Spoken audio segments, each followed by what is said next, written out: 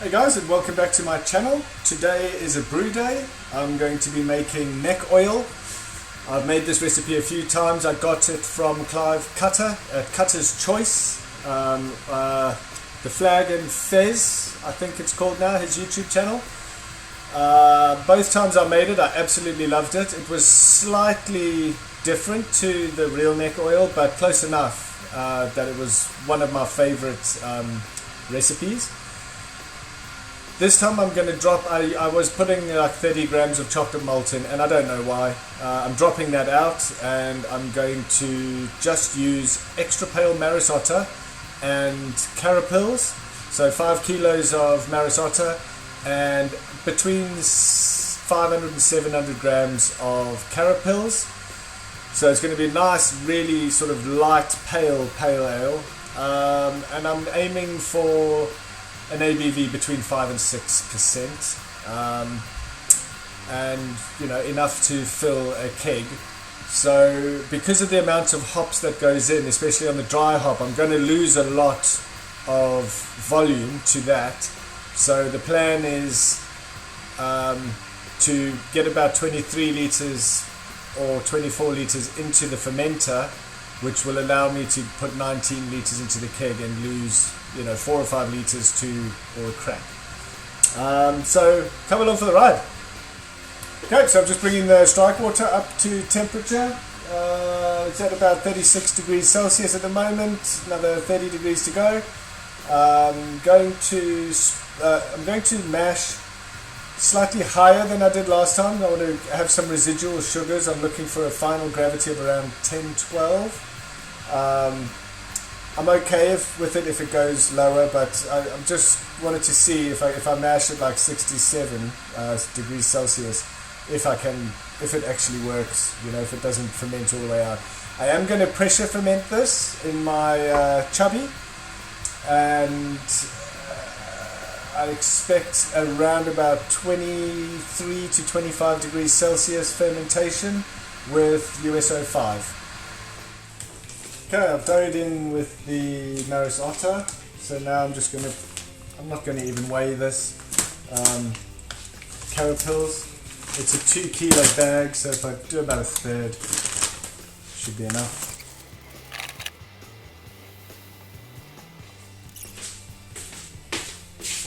What I decided to do as well is I'm going to do the mash, I'm going to do the boil, and I'm going to liquor back at the end with 5 liters of that Tesco Ashbeck, I think it's called Ashbeck water, the stuff I used to use for brewing. I'm just using tap water and a Camden tablet nowadays, but it'll help cool down quicker, and should get I can add as much water as I need to hit my ideal original gravity. So I want it to be around about 1050 if I can. Hey guys, so I've done the mash. I did a 75-minute mash and a 15-minute mash out, 75 degrees Celsius. Small sparge just to get myself up to 26 liters pre-boil. I've measured out the hops. I just have a 10-minute hop drop, and the rest is all dry hops. So far everything's going well. I haven't had any problems, so there's not really much point in me showing you more of the brew day because I've got loads of videos on that. What I'm hoping for is to take the recipe and come out the other side with something that tastes like neck oil. So far so good. I've got another 25 minutes before the hop drop, and then it'll be cooling. I also discovered that I have my lager in the fermenter, so I need to keg. I'm busy cleaning the keg. That's the noise of the keg washer. Just cleaning the keg out, do the transfer under pressure, and then I'll put the fermenter on the keg washer and get that cleaned as well. Hopefully it'll all tie in perfectly with that being at the right temperature. Okay, so just a quick look. I've got the pressure fermenter there, and I'm doing a closed transfer into this keg. I've just got this towel here because I had quite a lot of foam left over in there from the Star Sand, so I expect it'll push it out through the... I just loosen the the pressure release valve to allow the beer to transfer. But nearly done with that. You can see down there about halfway, let's say, just gone past halfway. So yeah, that'll be my lager, and it's already carbonated. So then I've got to clean that fermenter and get it ready for that. Okay, I've got the lager kegged, got the cleaner running on here. I'll have to then do a sanitize as well, but I've got to wait for all that to go. Just started the water flowing in the wort chiller there. We're at 94. Pretty effortless brew day, just the one hop drop like I said. So yeah, it's just a matter of getting it into the fermenter now, getting it under pressure. And I think I've said it before, what I do, those fermenters come with different pressure release valves.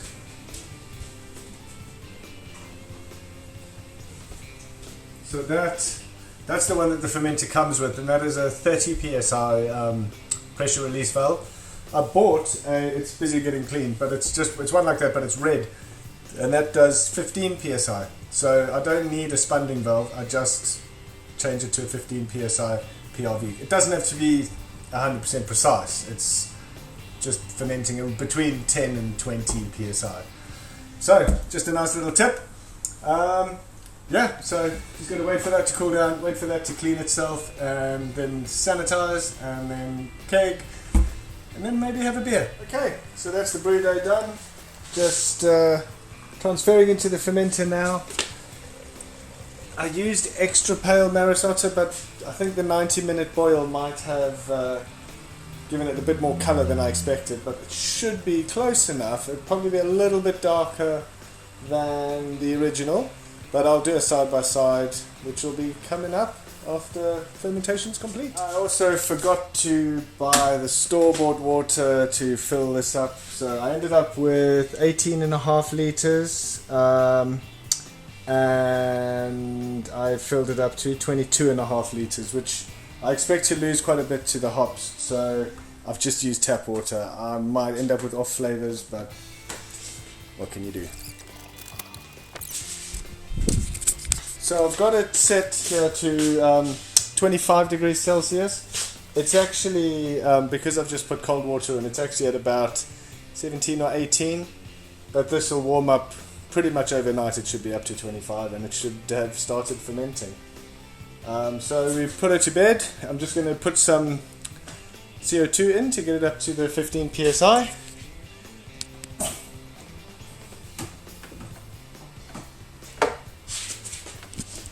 So onto the gas, which has got the little cuts, little grooves, and 15 psi. See how quickly that star sand, or not star sand, all the foam from the transfer out of the kettle has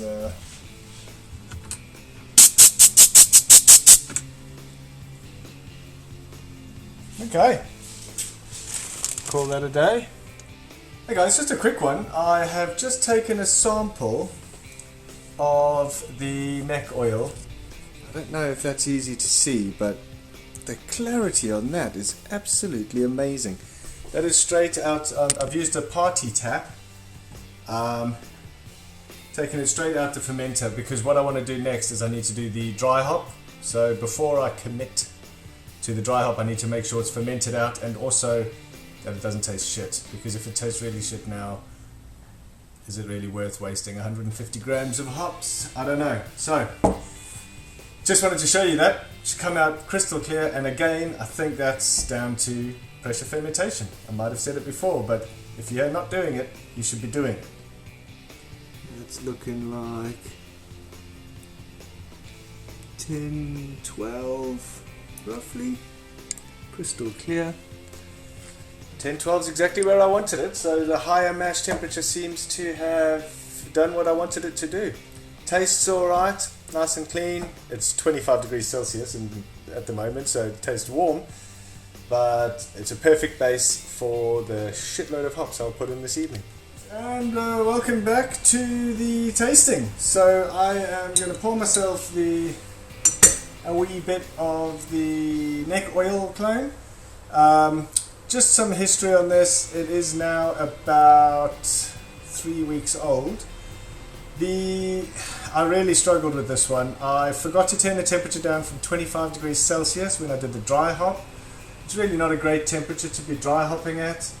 And I think because I dry hopped that hot, I actually lost a lot of aroma. There was 150 grams of dry hop in there, and you would expect a lot more.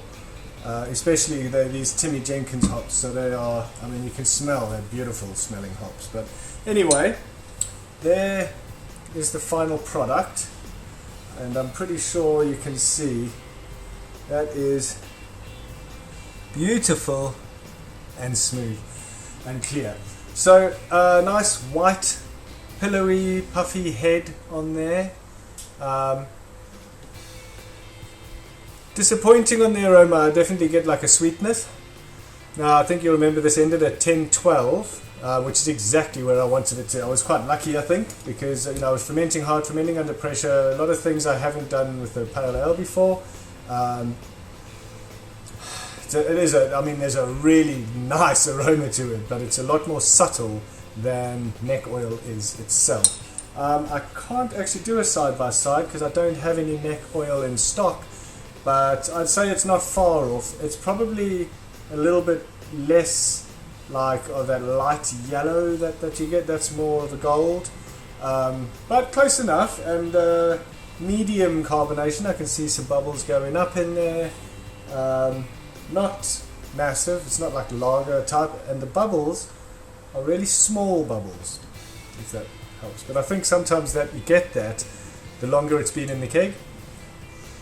So smells inviting. It's got a lovely sweetness to it. It's got a nice inviting hop aroma, but not what I was aiming for.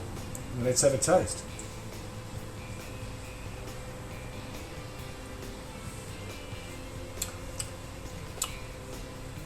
You get the sweetness there again, and I think, so I'm actually doing a brew now.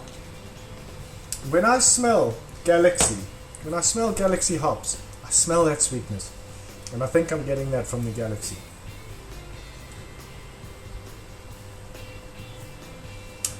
It's medium to light mouthfeel, very, very smooth. The bitterness is super smooth as well. Another thing that happened, when I tasted, the reason why this is 3 weeks old now, I tasted it and I said to one of my mates, I said, that bitterness tastes far too in your face. That was a couple of weeks ago. And he told me he had a very similar batch, and you just wait, just leave it. And I thought I had ruined it by dry hopping at 25 degrees, and I got this harsh sort of really harsh bitterness, almost like a acidic type of bitterness. It was really not the most pleasant flavour. So I left it, and then I tasted it last night, and I was like, thank you for that, because I didn't pour it away. So she's hanging on to her head. She's all right, super clear. The taste, I've got some sweetness. You can taste there's a whole smorgasbord of hop flavours in here. I wouldn't even be able to pick them out. I'm getting a little bit of grapefruit in there.